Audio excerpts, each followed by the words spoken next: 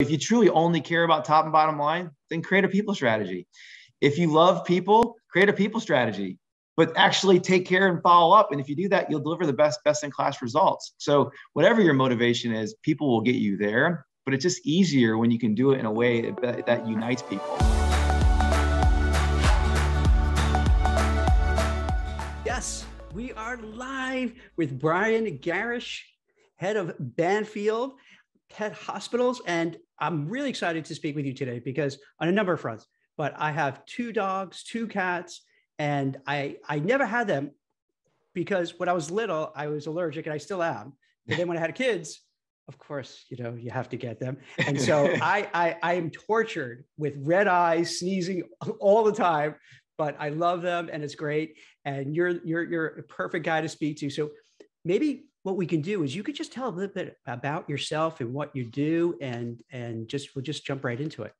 Yeah, happy to. So I'll start with Banfield. So leading Banfield Pet Hospitals, we're a chain of veterinary hospitals across the US. We have 1,050 locations, 42 states, DC, Puerto Rico, and a teaching hospital in Mexico City. So we have nearly 20,000 associates that are working at Banfield that are all bound by this purpose, this internal drive, this internal purpose of wanting to make a better world for pets. And it's exactly what you described of your pets. So you may have the red eyes and the itchiness. That human-animal bond is so strong. The unconditional love is fantastic. Right, and when they look at you, when they give you those eyes and they look at you, it's like your heart melts, and yeah, it's amazing. It's unbelievable, right? It really is. And what we found, we at Banfield and in the profession have always known how important the human-animal bond was and the role that pets played in our lives. And then, unfortunately, we went through, I guess we're still going through this global pandemic. But what we learned through this was how important pets truly were to our lives. With nearly 23 million households adopting a pet during the pandemic. And that unconditional love has been unbelievable. And I have 2 cats, Ashton and Kenji, and they run my life. And these cats are out of control. And the antics that they do bring me so much joy and pain and frustration at times. Because they are different than dogs. Like I noticed, I'll come home and they're happy to see me, really excited. Cat, they're like, meh. It's the funniest thing. They'll look at me. Like, yeah, you know, you're back. Why'd you come back so soon, right? Yeah. So it's so true and so fun. And then a few hours later, then they come up and snuggle against exactly, you. Like, I missed you. It's great. So it's been absolutely amazing to be part of this industry, and I absolutely love it. And so just a little bit about me. I've been at Banfield now for 6.5 years, so it'll be 7 years this fall. And it was just an amazing opportunity to think about a veterinary practice that was scalable across the United States, that had this opportunity to truly become a leader. And it wasn't just in quality of medicine or in which ways in which we connected with pets, but for me, the opportunity was a way to scale authenticity and empathy and a people strategy. Because when you have people that are working on the front lines, you typically have higher turnover. And unfortunately, we weren't necessarily taking care of our associates. And when I looked at, you have all these associates that are here because they love pets. And yet when they leave, they're not leaving necessarily the industry. They're going to a private practice or going somewhere else. So we had this amazing opportunity where when people join Banfield, and this is thousands of people that were not doctors, where you were only in the industry, it was clear that when they applied, they wanted to go to Banfield, or they wanted to be in the industry, and then they would have a few other locations. And so it was interesting to understand what the turnover was, what the strategy was, and just shaping that strategy around people to truly have a people first strategy, because our people strategy became the business strategy, and that's been leading to our success thus far. Just so I understand a bit, with a vet clinic, is it just taking care of sick animals, or do you also do grooming and other things on top of that? Yeah, so in the industry, there's many different formats. Right. At Banfield, we specialize in wellness plans, which is preventive care. So we believe prevention is really the heart of everything that we do. Now we see sick pets, of course, and we do routine surgeries and different surgeries depending on where we are and our doctors across the United States. But we focus on something that's called optimum wellness plans. And the wellness plans are designed of bundling services to make sure that we can make pet care affordable. So we know that, like, typically when you go to a veterinarian, you're going to have an experience of you go in for X and then you're paying a bill for Y, and you just kind of rinse and repeat every time you need to go to the veterinarian. We wanted to take this model that said, here are all services in which you need, that your pet needs, and we bundle them together, we discount them, and then we give you a affordable payment. So the whole concept was we wanted to make preventive care at the forefront, to do what we can do now for our pets to make sure that they can live, you know, the best life they can. And we wanted to make it consistent, predictable, and affordable. So then I would imagine the people on your team run the gamut from, you know, someone who will operate on your pet, but then also someone who would do maybe, you know, kind of entry level type of work as well, right? So, and speaking of that, you have an interesting journey from where you started, right? So you didn't go to school to be a veterinarian or anything like that. You have a completely, maybe you could tell a little bit about your journey, because it's unique. And I think for people who are watching this now and will watch it later, I think it's so important when you hear people, what they go through, because a lot of times people, they knock around, they can't find their way, they're not sure what happens. And they just look people who are successful and say, oh boy, they just got there. And they don't realize what goes behind the scenes. So I always like hearing the story, because then it gives people, you know, the encouragement to say, oh, wow, this person did it, I could do it too. So maybe you could share your journey a little bit. Absolutely. And happy to, and happy to share my story with anyone out there that wants to learn more as well, because I share that, Jack, because like it really started from when I was 16 years old, and I learned 3 very powerful lessons. And from, like, say, well, I've continued to learn lessons, but my time initially, I learned these 3 powerful lessons around mentorship and people development, around culture, and inclusion as a growth strategy. So those 3 things I'll talk about in a second, but I go back to that people mentorship. I just love to help people, because we all have a unique experience. We all have difficulties in them. We all have this journey. It's how do we fight through the adversity? How do we have people that we can count on? And how do we continue to listen, learn, but at the end of the day, it's about delivering results and taking care of people. And when you can do that, honestly, the sky's the limit for whatever you want to accomplish. And if I can just be part of anyone's success, I'd be honored to do that. But let's go back to 16-year-old Brian. 16-year-old Brian, stocking shelves, sweeping floors, mopping bathrooms, cashiering. And where was this? This is Walgreens? Walgreens drugstores, yep. I lived in the Midwest. And it was really a part-time job, because I wanted my financial independence. I wanted to prove that I can be financially independent from my parents and not dependent on whether I can go to the movies or go out to eat or whatever with my friends, because then you always ask mom and dad for money. So I wanted to have that independence. And what I thought was just a part-time job, I had no idea it was going to turn into something that it did. I had no idea that I thought I was going to have a career in retail. I thought I was never going to do any of that. And I had these grandiose plans for what I thought my life was going to be. But it's interesting. It's not always about the plan that you have. It's about taking advantage and seeing the opportunities that are in front of you. So I was 16, doing that for a couple of years, finished high school, went to college. And I went to college, and after 1 semester, I ended up dropping out. I dropped out because I wasn't ready. I didn't know what I wanted to do, and I didn't find my path. But I dropped out of college, and I was scared. I was very, very scared. I woke up, and I'll never forget being at the kitchen table, head buried in my hands, crying, because I didn't know what I was going to do with my life. I was making essentially minimum wage. I'm living at home, and that wasn't how I envisioned my life. And I wasn't sure what I was going to do. And I had someone take me under his wing and mentored me and said, here's your potential. You have to put the work in and you have to do it.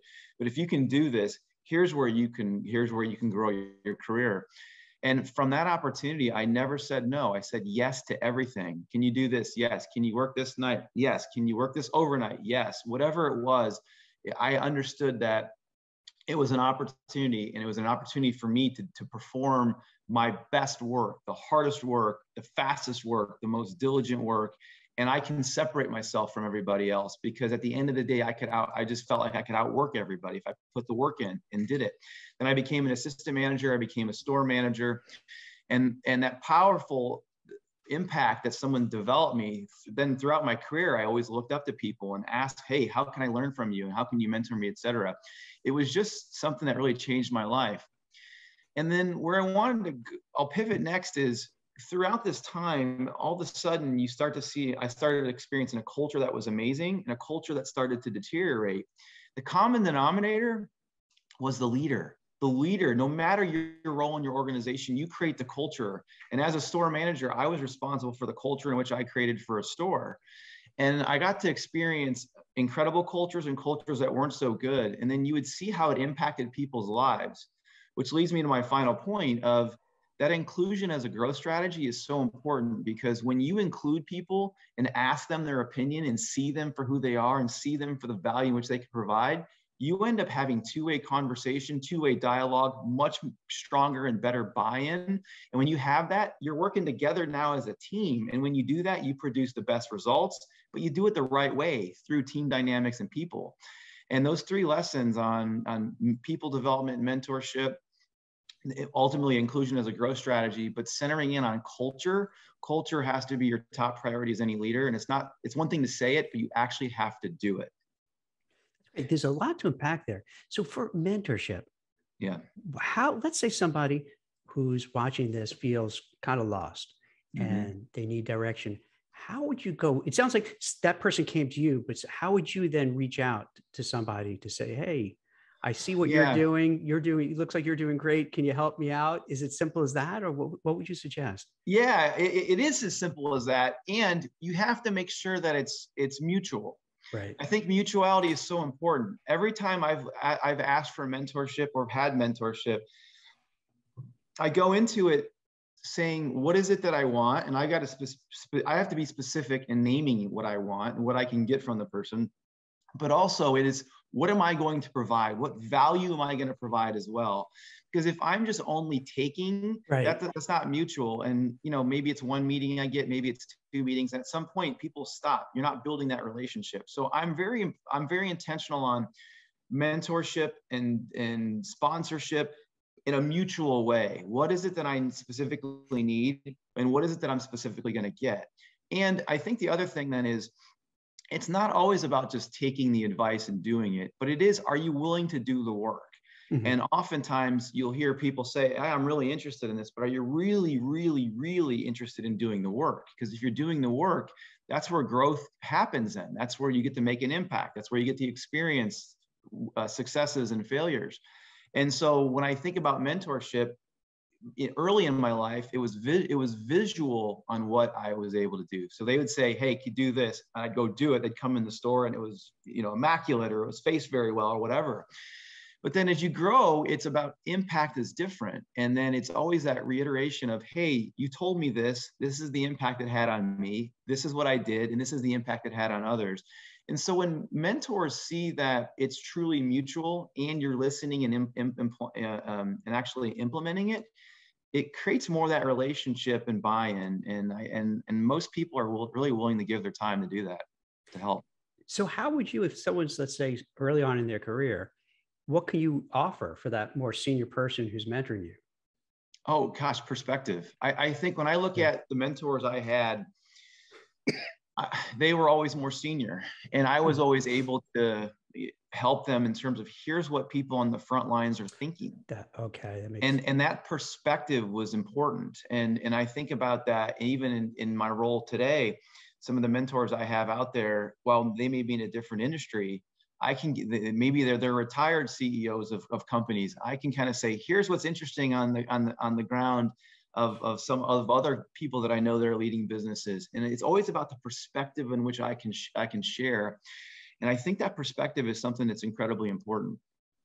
And another part you mentioned is about the culture. So when you were at Walgreens, you became, let's say, an assistant manager or ran a store, a division.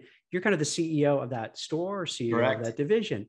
So what did you see? You mentioned there's some cultures that you're like, wow, this is terrible, and others Yeah. are great. What are some of the elements that you saw works and doesn't work? Well, what's interesting is you would see like, so when I'll go back to my store manager days. Yeah. You get to see the results of all the stores in the market, and you would see some just thriving and growing fast, and others, not growing so fast. And I would just pay attention to what I'm hearing and what I'm seeing. What I mean by that is I remember going into meetings and just listening to what the store managers were asking, saying, watching body language, so all the stated and unstated concerns. And of course, after the meeting, a number of people would always go out and grab something to eat or whatever. And you then listen to the conversation. And I just remembered the perspective of, oh my gosh, 2 years ago, we were talking about this. It was positive and there's excitement. Today, it tends to be this, which is negative, and, et cetera. And then you start looking at the store manager's impact on the results. And I'll never forget talking to a few store managers, and I would go in all their stores to pick up outs or pick up, merchandise and such.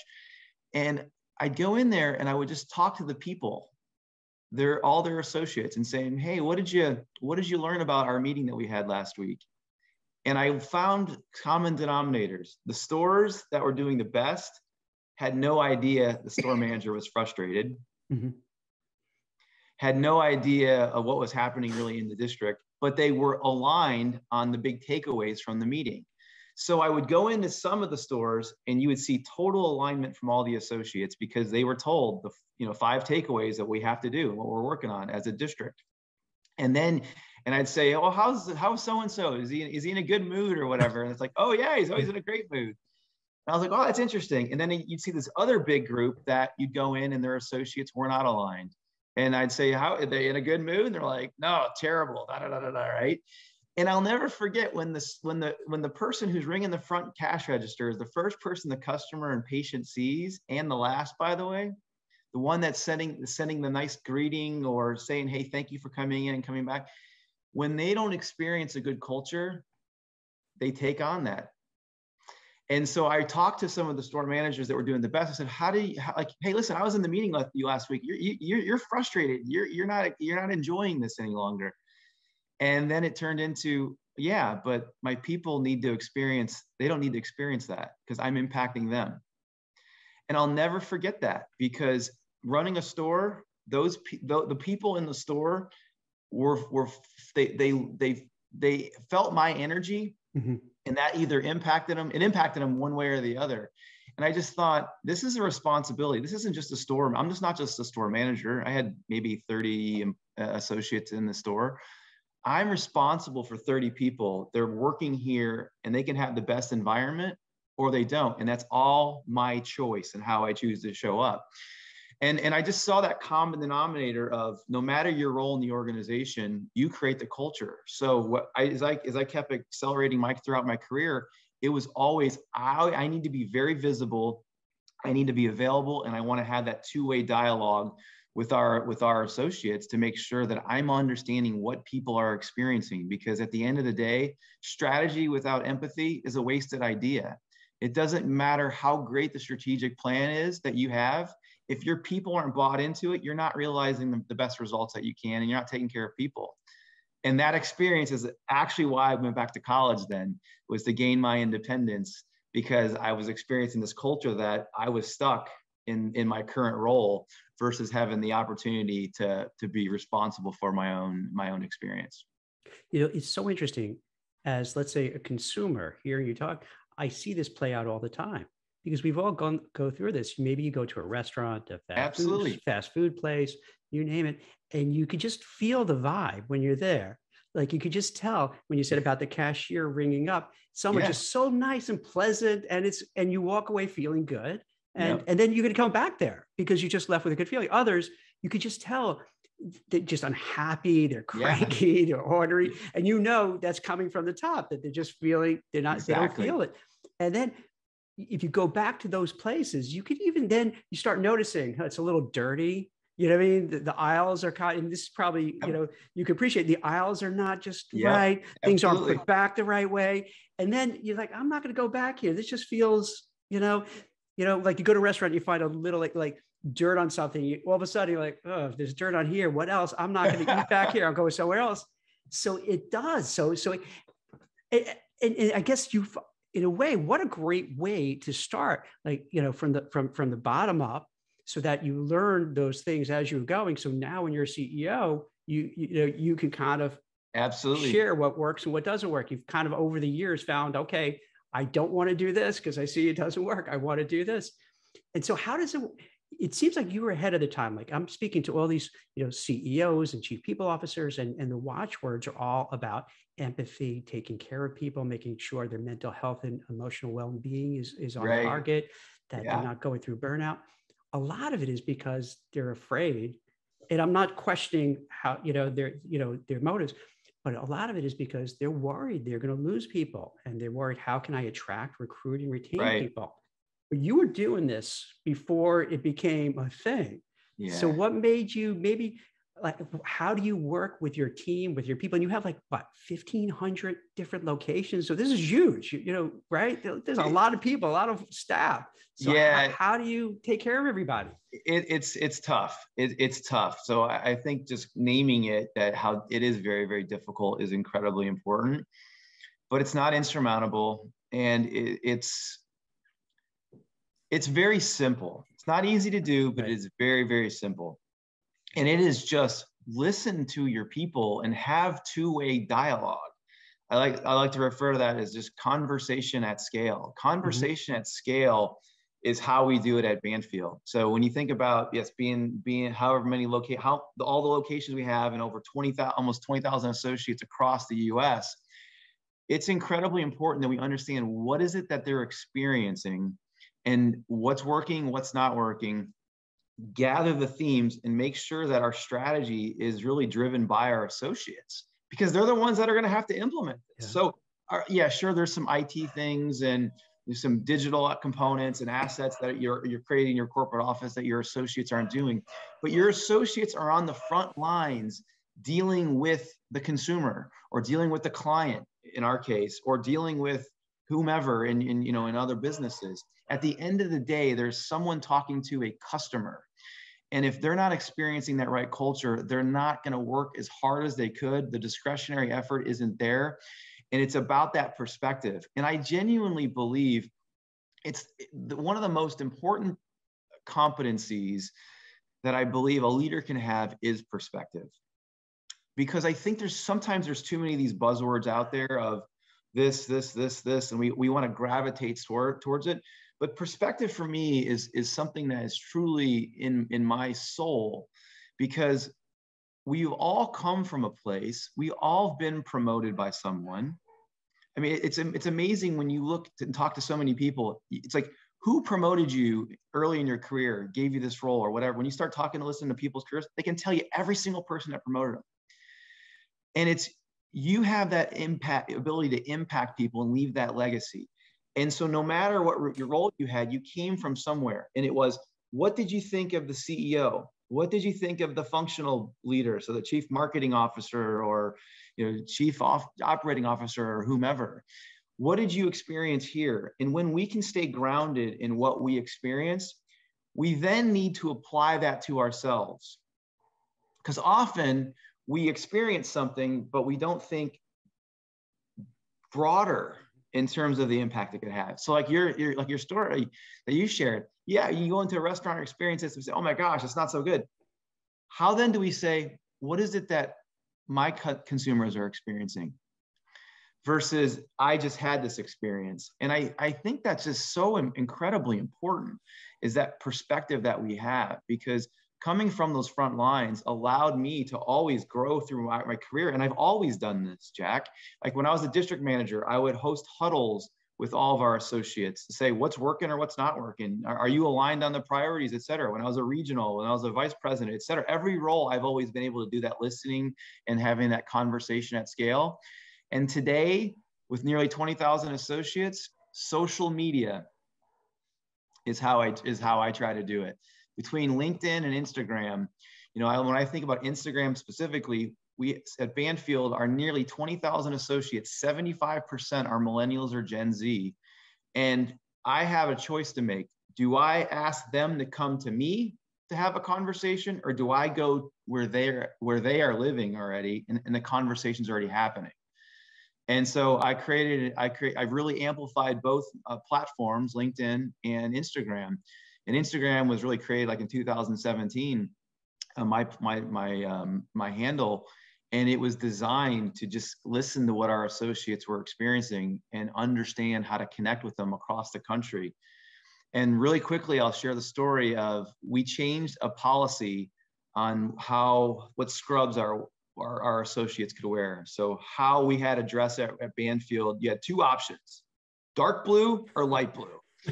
And so I was in a hospital visit, and someone brought that up of like, why don't we have Fun Scrub Friday? What happened to it? And I'm like, what do you mean what happened to it? I didn't even know we had it. So I learned that someone created a Fun Scrub Friday, but they got rid of it because our corporate policy was this. And I just said, should we change it? And they said yes.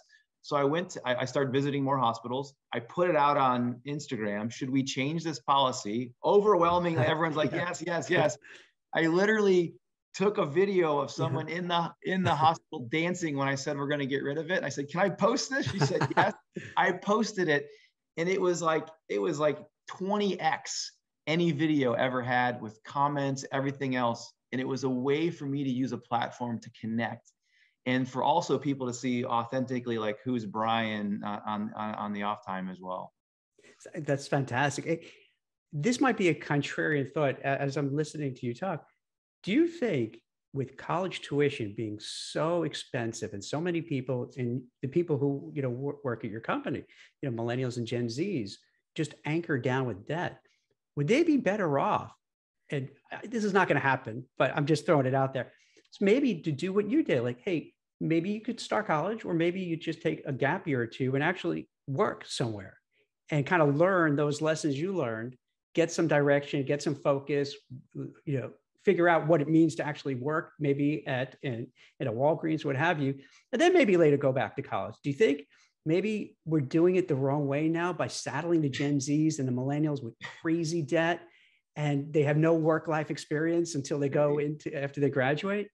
Here's what's interesting. I think everyone's unique experience is going to be their own. And like, I just wasn't ready when it happened to me. And when I went back to college later in life, it was like 8 years later, I went back. I studied philosophy. Mm-hmm.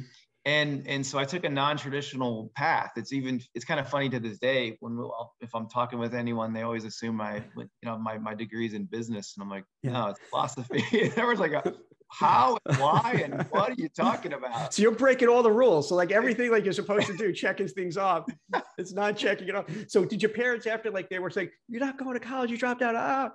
Oh, you go to college, great. Oh, what are you majoring in, business? No. So but it worked.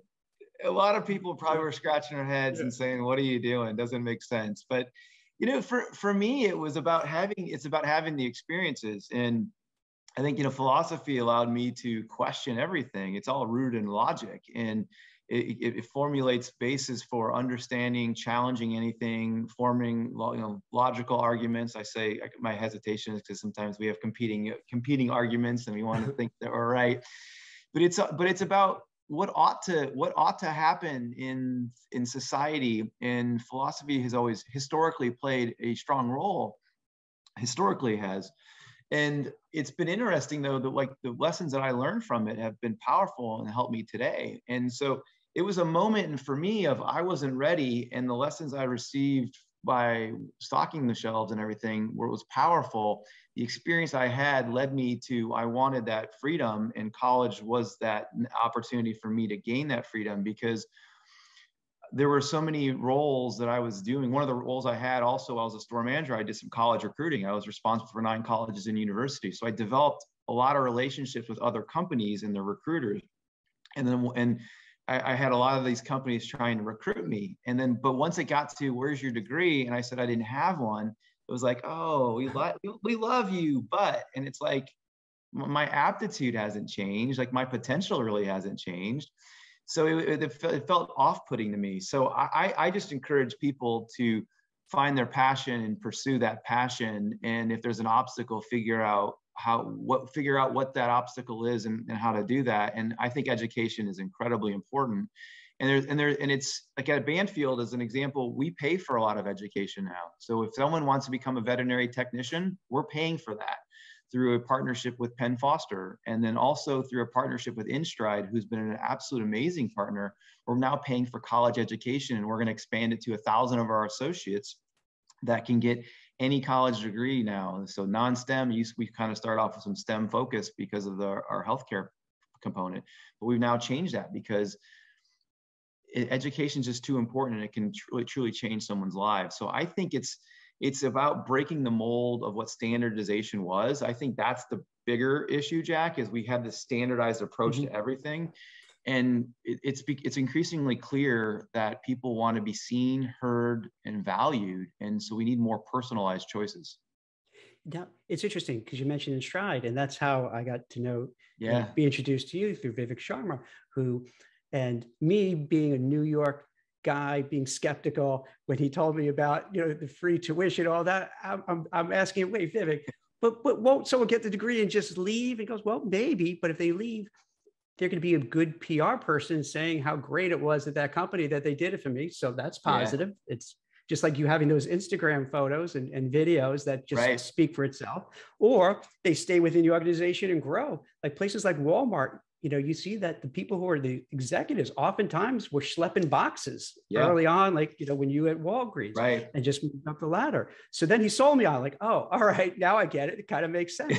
So I guess where you are, the same thing, where you're saying, hey, we may lose some great people because they're going to get a degree and do something different, but we also may have the next, I don't want someone to take your place, but the next CEO one day, who rises up through the ranks because, they were able to they love what they do. They're learning and growing and keep, going through the organization. Absolutely. I mean, that would make me so happy to have someone who received a degree through InStride and took my role. I think that'd be absolutely fantastic, because that at the end of the day, it's truly what you believe. Do you believe in people and a people strategy or not? And like in this case, I genuinely do. And this is where Vivek and I are incredibly aligned, because my personal purpose is to make a better world for people.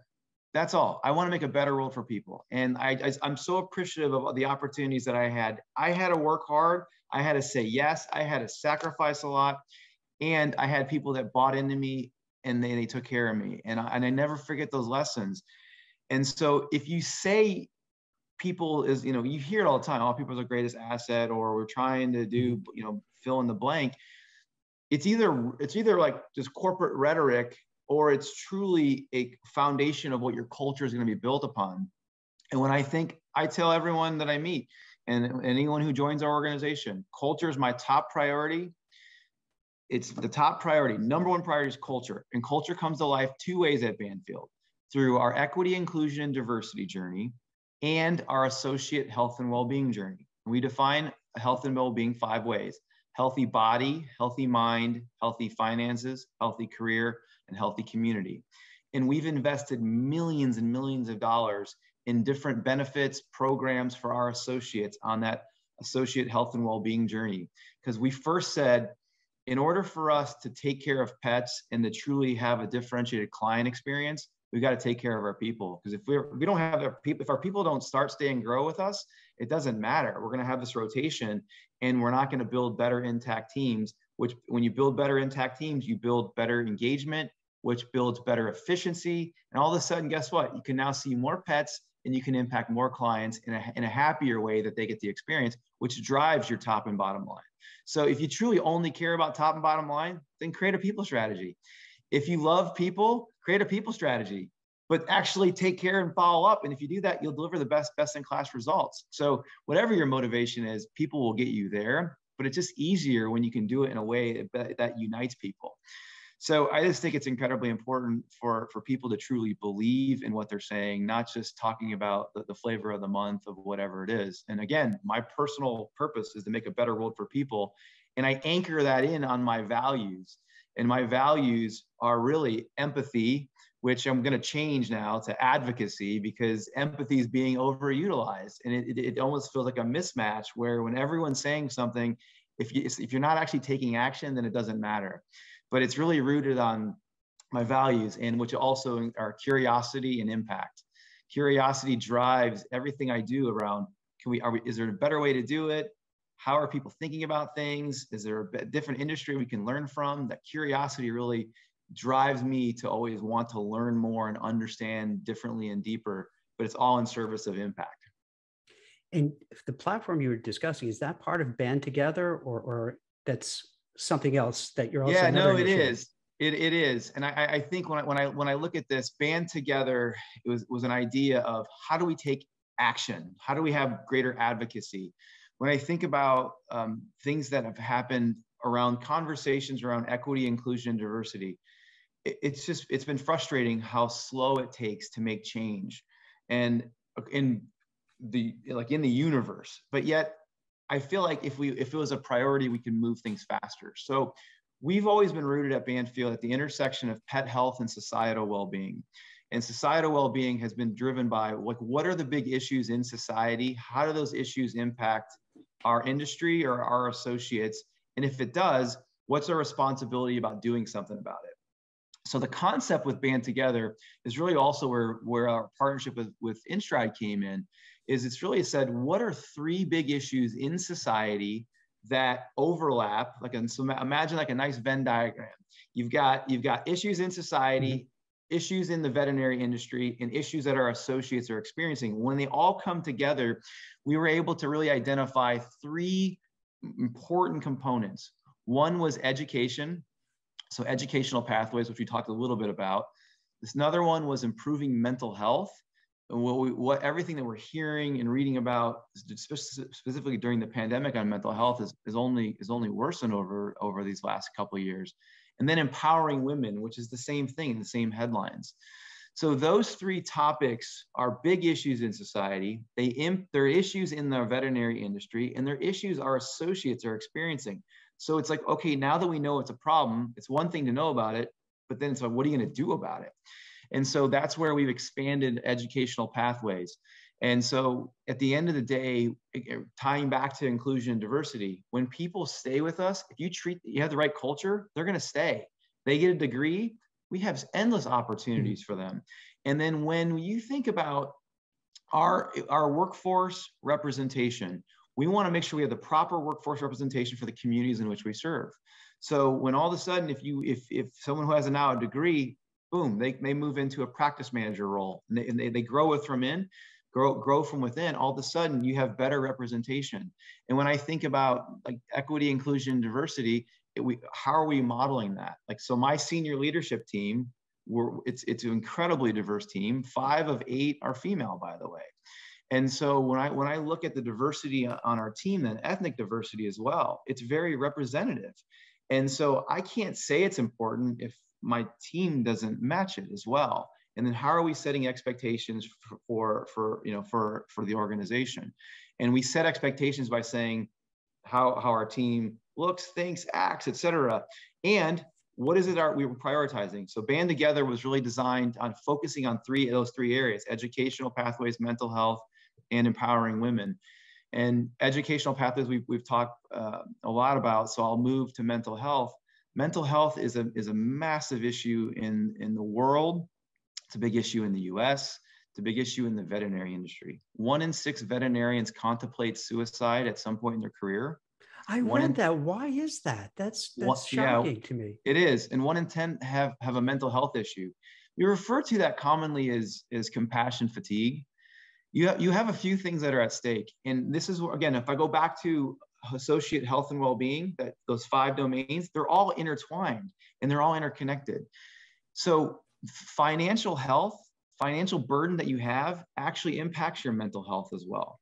And so when you think about something you mentioned on educational debt, student debt is a massive issue. Yeah. And student debt is an issue and why people don't pursue a degree. That's why our partnership with InStride is fantastic. We're paying for it. It's free degree, free degree. You want to be a veterinary technician, free degree. And if we can, and then for our doctors, we launched a student debt repayment program. We are one of 4% companies originally to do this, to pay down their student debt. So to your question on mental health, you have massive amounts of student debt. Veterinarians graduate with some of the highest student debt to income ratio of any profession out there. you go into this profession as a calling. You're not necessarily going into it because it's going to be the most lucrative thing. It's with remarkable consistency. When I was 9, I had my first pet. I knew I wanted to be a veterinarian. And so it's amazing, and it's so warming to hear the story. And yet we've got to make sure that this career is affordable and the financial burden is not something that really weighs on you. The other thing I'll mention quickly on just the compassion fatigue and what's happens in the hospital is you don't get to pick your caseload either. So here's a real example of you can have 10, 15 rooms already scheduled, and you're going from room to room doing these different exams. And first room you walk into could be a 7-year-old girl with her first puppy, and you take on that emotion. Who doesn't love seeing a puppy? It's the greatest it's the greatest experience one can have almost. And so you take on this emotion and this high of what you just experienced, and you go into the next room, and you may need to put down a 13-year-old golden retriever that has meant the world to this family. And you see 2 teenagers who almost only knew this dog, and the family is crying, and you take on this emotion. You came in from a high to an absolute low in this family's life right at this time. And then your next room could be a 9-year-old boy with their first puppy. You don't get to pick and choose the emotional influx of what you experience. And there's just a lot that happens in this industry. And it's an industry that is just rooted in wanting just to make a better world for pets. And the experience often is not everything that we think it could be in terms of just playing with puppies every day. Do you offer, you may have mentioned, I didn't catch it, do you have coaching, like mental health coaching or apps or other things to help with that? Because that's serious. The way you walk it through, I could understand how it could be frustrating, where a person incurs a huge amount of debt, gets into a position where it's a calling, but doesn't pay as well because the college debt is just, as you point out, just so crazy. Right. And that highs and lows, I could see how it could kind of wear you down. Plus, being 2 years of a pandemic, World War III, you kind of put everything on top of it. It's unbelievable stress. There's a lot. So yes, we have tools and resources available to our associates. We have free counseling. We have free apps. We have a partnership with Headspace, where everyone can have a Headspace app and to utilize meditation to help. And while that may not be the solution that's best for everybody, again, we have counseling. But going back to the 1 in 6 suicide number that I mentioned, one of the things that we created was a program called ASK, Assess, Support, Know.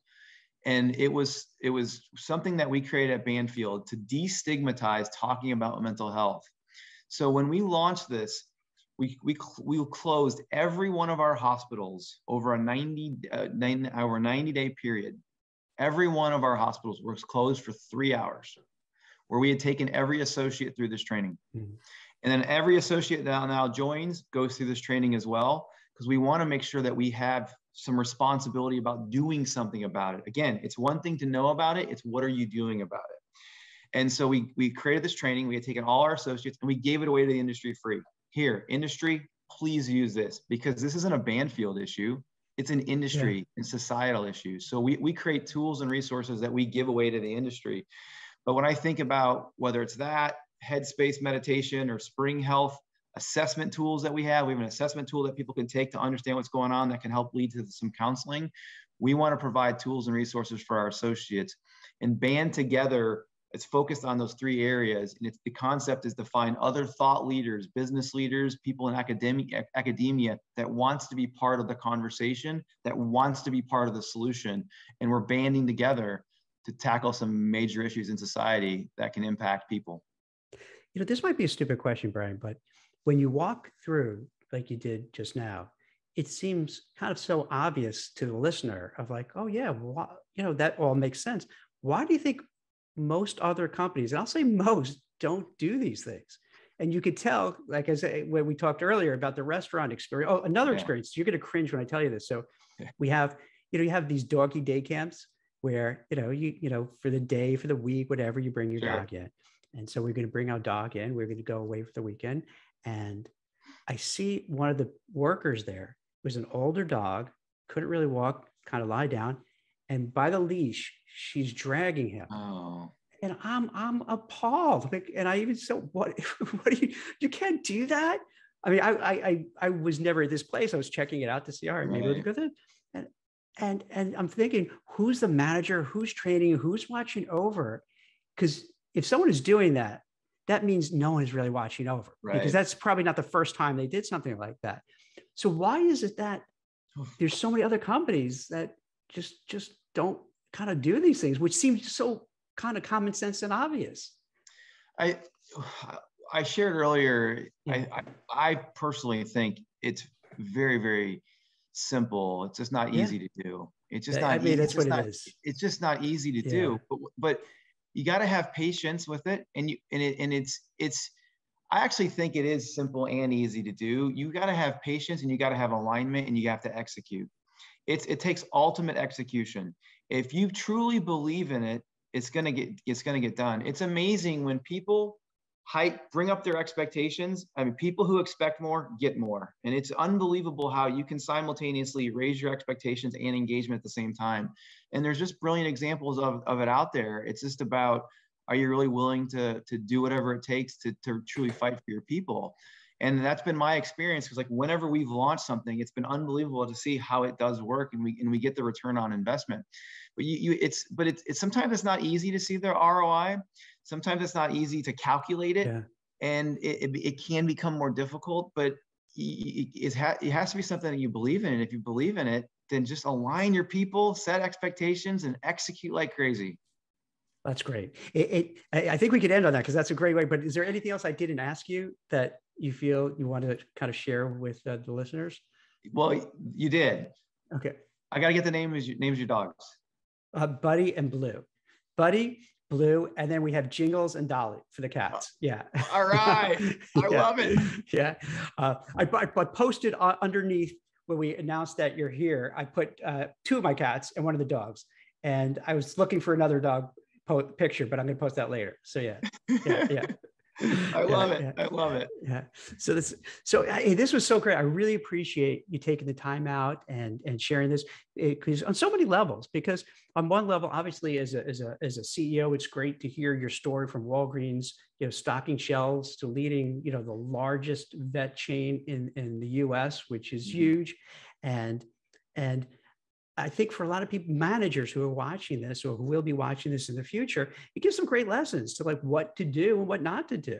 And the takeaway is great, because, I think it makes the life better for the workers. They're going to be more engaged, especially now, like we talked about with the war for talent, the great resignation.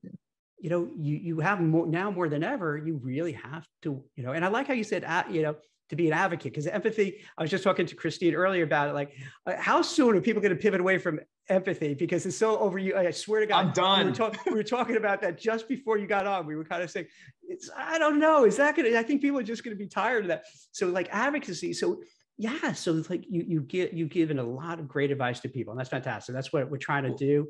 Help people, help them with their careers, help them decide what to do. Here, uplifting stories like yours that gives them hope if they're kind of a little lost and not sure what to do, and it says, hey, all right, this guy did it. He seems like a nice, normal guy. I think if he could do it, I could kind of do it. So I'm gonna, I'm gonna step up my game. So this is great, Brian. Oh, excellent. I love it. And anyone can do it. I mean, the voice of your associate should dictate really where your organization goes. It ought to really dictate the vision of the organization. And if you want to know if your strategy is great, go talk to your people. And it's funny, Jack, the last 2 things I'll just mention is this. I did this work on what are my values, and it was so funny. I had was empathy, curiosity, and impact. And then over these last couple of years, I'm like, I'm done. I still value it, but it's like because it becomes noise. Yeah. And it's like, what's next? Where's the next frontier, and where do we need to go now and next to continue to evolve the experience for our associates? And it's even like the great resignation. I got tired of hearing about that. Like, it's the great restart. It's an opportunity to restart. Yeah. So it's just powerful when you make those shifts of, we're not talking about the great resignation. People leave people. So if people are not happy, it's a great restart. So how can we restart with all of our associates? So one of the things that we did was forget our turnover. how do we restart today to make sure every associate has that right experience? And then how do we become the employer of choice where people want to come work for us? And so our turnover has done this during this time. It's fantastic. That's great. Hey, for people who have pets like myself and want to find, where can they find, like what website should they go to? Banfield.com. Banfield.com. So if you have a dog, a cat, how does it rate? A gerbil? Is it everything? Every pet? Well, we specialize in small companion animals. So Banfield.com. Our wellness plans are for cats and dogs. But we do take care of small companion animals. So we see gerbils, hamsters, rabbits, you name it, we see it. We see some exotics as well. But we want to make sure that we're able to be part of that conversation of what your pet is and how can we help your pet. And if we can't, we'll find someone else. So Banfield.com is the place to go. And if you have a bad problem or issue, please contact me directly because we will solve it for you. Brian, awesome. This is fantastic. I really appreciate it. You made my day. And I love your energy. I love the optimism, energy. It's infectious. So I feel great. This is great. I'm sure everyone else who's watching feels great too. So thank you so much. I really appreciate it. Thank you, Jack. Really appreciate the opportunity.